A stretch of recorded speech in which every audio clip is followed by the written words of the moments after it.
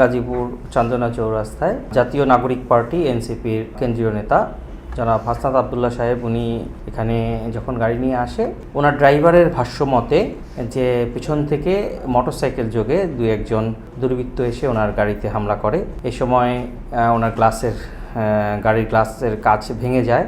আমরা এই খবর পাওয়ার পর আমরা ঘটনাস্থলে আমাদের ঊর্ধ্বতন স্যাররা ওখানে উপস্থিত হন, আমাদের সকল স্যাররা ওখানে উপস্থিত হলে আমরা উপস্থিত হয়ে ওনার সাথে আমরা কথা বলি। উনি আপাতত সুস্থ রয়েছেন এই মর্মে আমরা জানতে পেরেছি এবং উনিও আমাদেরকে জানিয়েছেন, ওনার সাথে কথা হয়েছে, উনি আপাতত সুস্থ রয়েছেন। তো পরবর্তীতে উনি ঢাকায় চলে যান।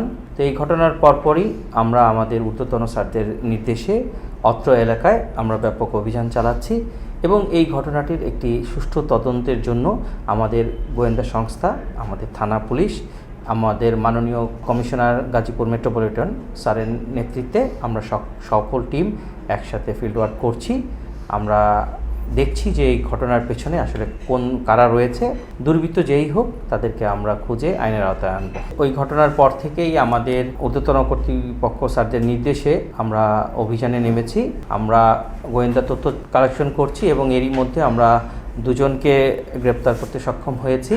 আমরা তাদের সাথে কথা বলছি এবং যাচাই বাছাই করছি এবং আরও তথ্য প্রমাণ সংগ্রহ করছি এবং এই ঘটনার সাথে যারা সম্পৃক্ত আছে তাদের বিরুদ্ধে আমাদের গাজীপুর মেট্রোপলিটন পুলিশের সম্মানিত কমিশনার স্যারের জিরো টলারেন্স রয়েছে এবং আমরা সকল টিম স্যারের নির্দেশে এবং ঊর্ধ্বতন কর্তৃপক্ষ ঢাকা থেকে আমাদের পুলিশ হেডকোয়ার্টার থেকে সকল সিনিয়র স্যাররা আমাদেরকে দিক নির্দেশনা দিচ্ছেন।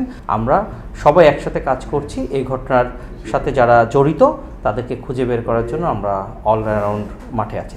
এই ঘটনায় আমরা বাদীপক্ষ ওনাদের সাথে আমরা কথা বলেছি, তারা মামলা করতে আসলে আমরা মামলা রুজু করে ফেলব। তারা হতে পারে আসলে ঢাকায় যে তাদের তো একটা দলগত সিদ্ধান্ত রয়েছে এবং উনি যেহেতু একটু আহত আছেন সেই বিষয়টাও দেখতে হচ্ছে। তো ওনারা আমাদের থানা পুলিশ সহযোগিতা ওপেন অলওয়েজ, তারা এজাহার দিলেই আমরা এফআইআর রুজু করব।